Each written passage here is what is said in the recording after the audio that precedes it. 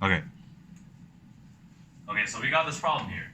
And what's basically happening in this problem is that there's this box, and it's moving along at a constant velocity of 2.00 meters per second.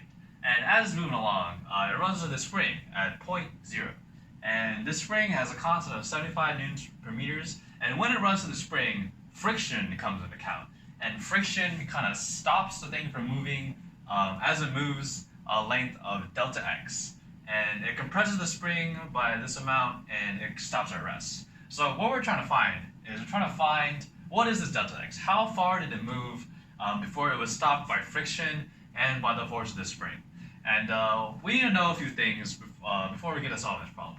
First, we need to know a few equations about work and about the force.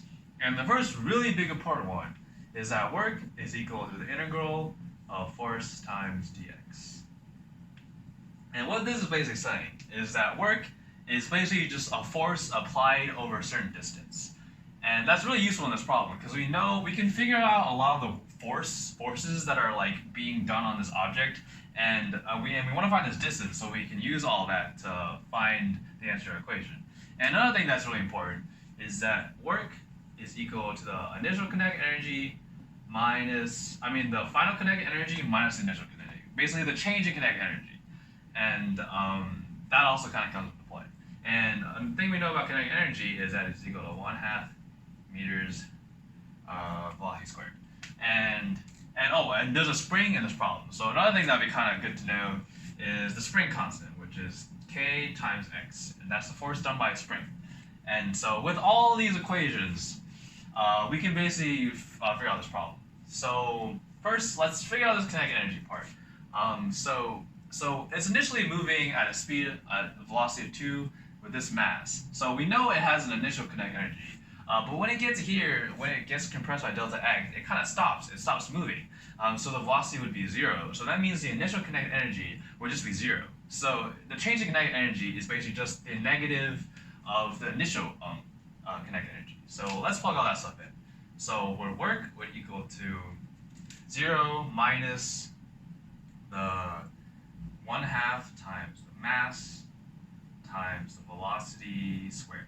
And so we got that side of the equation out of the way. So let's find this other side of the equation. Let's find the work being done with this object.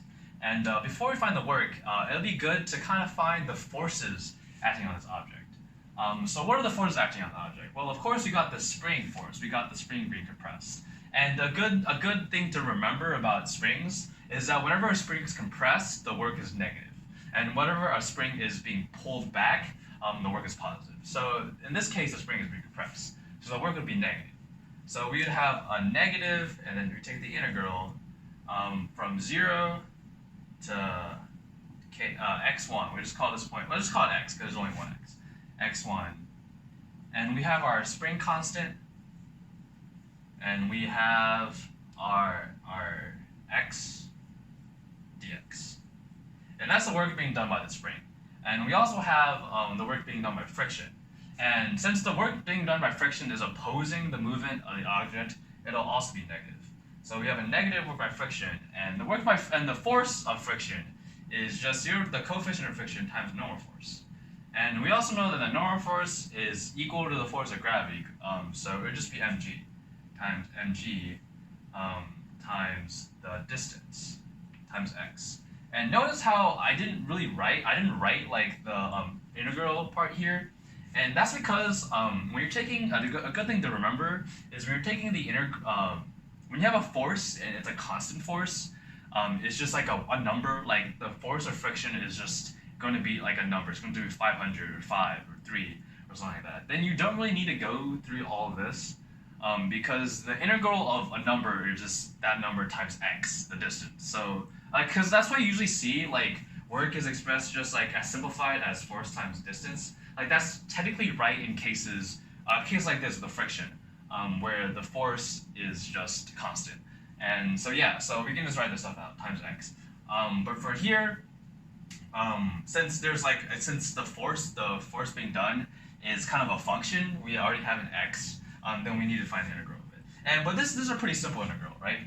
We know x, the integral of x is 1/2 x squared. and this is just 0, so it isn't really important. So we can just go ahead and write this as 1/2 x squared. And you can kind of, if you just take the derivative of this, you move this here, it'll just be 75x, which is what we had before. So we have minus 1/2 75x squared dx minus 0.300 times mg times x. And that's basically the work being done. And the work being done is equal to the kinetic energy, the change in kinetic energy we said, which is negative 1/2 times 2.55 times 200 squared, which we can write right here. And basically what we have now is a quadratic, let me erase this real quick. Basically what we have now is a quadratic equation, and that's not that hard to solve. Like if we just plug in, okay, let's plug in all of our numbers, and if we plug in all our numbers and move everything to one side, we'll get a pretty simple quadratic equation.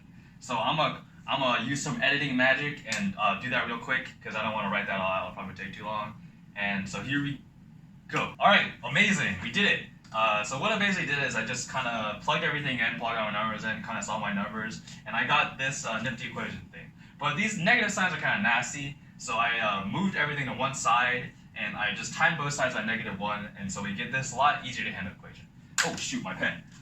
So basically, all you need to do now is we have our nifty quadratic equation, so you can either use a quadratic formula or just do what I did and plug it into a quadratic equation solver, and you basically get that x equals two things.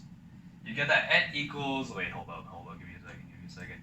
You get that x equals negative 0.6 and 0.317.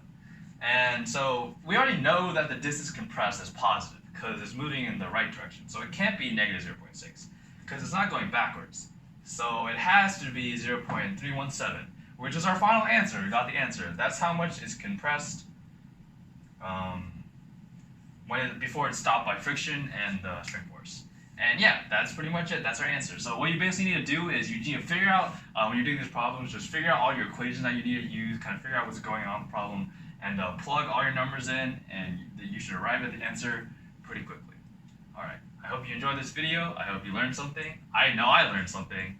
And stay tuned for more physics videos, and thank you for coming. Have a nice